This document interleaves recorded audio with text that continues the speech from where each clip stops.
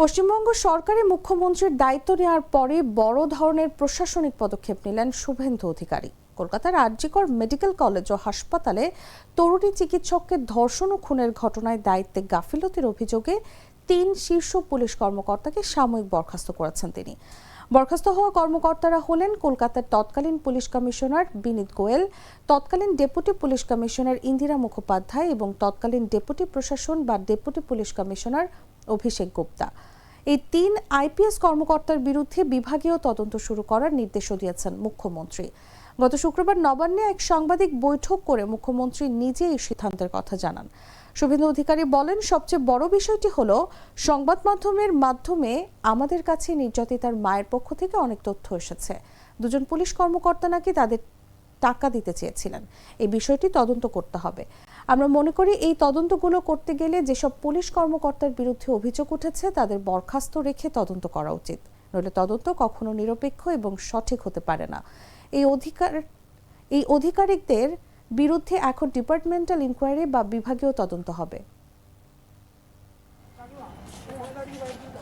আপনারা জানেন যে আরজিকর ইনসিডেন্ট, আমরা এমনিতেই সোমবার দিন ক্যাবিনেটে আপনারা অনেক সিদ্ধান্ত দেখবেন যে আমাদের চার্জশিট ডিক্লারেশন এবং ম্যানিফেস্টোতে অনেকগুলো বিষয় বলা রয়েছে। অ্যাট্রোসিটি এগেইনস্ট ওমেন, আমাদের ইনস্টিটিউশনাল করাপশন, ওগুলো আমরা পরে পরে বলবো। ক্যাবিনেটের অ্যাপ্রুভাল নিয়ে, প্রপার অথরিটির অ্যাপ্রুভাল নিয়ে আমরা আপনাদেরকে নিশ্চয়ই জানাবো। আরো অনেক অপরাধী রয়েছে। প্রধান মাথা হচ্ছে মমতা ব্যানার্জি। তাকে যদি ধরে একদম ঢেলে পড়া যায়, সব অপরাধীরা নাম বেরিয়ে যায়। এবং আমার সেদিন রাতে আমার মেয়ের সঙ্গে যারা ডিনার করেছিল তাদের এখনো ঠিকভাবে তদন্ত হয়নি। আমার মেয়ের যিনি ভিপি সুমিত রায় তফাদার, যিনি এইচওডি অরুণাভ দত্ত চৌধুরী, শুধু প্রিন্সিপাল জেলে আছে। এই ঘটনার সমস্ত এই মমতা ব্যানার্জির সঙ্গে কলেজ কর্তৃপক্ষ সমানভাবে দায়ী রয়েছে।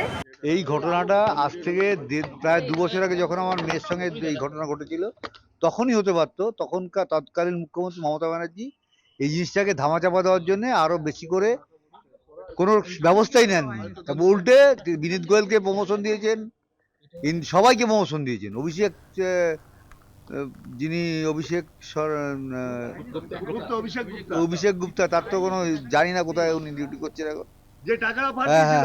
হ্যাঁ, এইগুলো তখন তৎকালীন মুখ্যমন্ত্রী করেননি।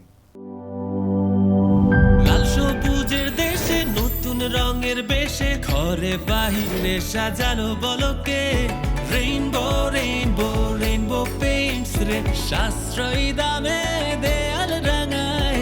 রেইনবো সবার রং, সবার ঘরে ঘরে। Rainbow Paints, the color of joy.